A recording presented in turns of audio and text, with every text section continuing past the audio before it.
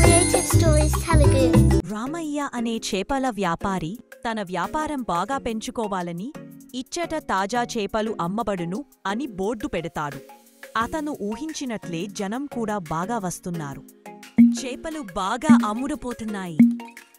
ఒకరోజు ఒక వ్యక్తి వచ్చి, రామయ్య, నువ్వు పాడైన చేపలను అమ్మడం లేదు కదా, మరి బోర్డు మీద తాజా అని ఎందుకు రాశావు అని అడుగుతాడు.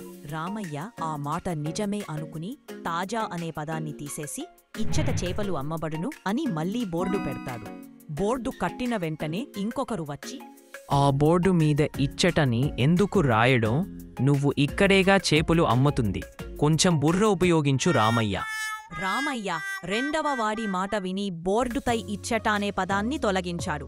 ఇంకా కేవలం చేపలు అమ్మబడును అనే వాక్యము మాత్రమే మిగిలింది.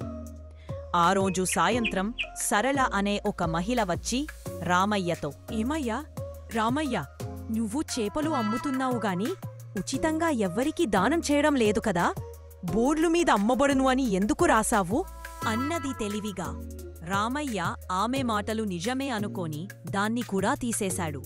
బోర్డు మీద చేపలు అనే పదం మాత్రమే మిగిలింది. ఎవర్రా మీరంతా? బోర్డ్ మీద చేపలు అనే పదం మాత్రమే మిగిలింది. ఇంక నన్ను ఎవ్వరూ తప్పు పట్టలేరు దేవుడా. ఆ రోజు దుకాణం మూసేవేళకు ఒక ముసలమ్మ వచ్చి చేపల్ని బోర్డ్ని మార్చి చూసి, బోర్డు మీద చేపలు అని రాయడం ఎందుకయ్యా? ఒక చేపని వ్రేలాడ తీస్తే సరిపోతుంది కదా అని అంది. దాంతో రామయ్యకు విసుగు వచ్చి గట్టిగా అరుస్తూ,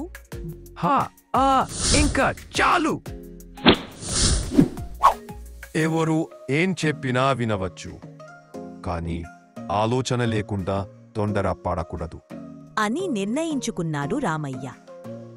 If you keep listening to everyone, you will lose your own voice.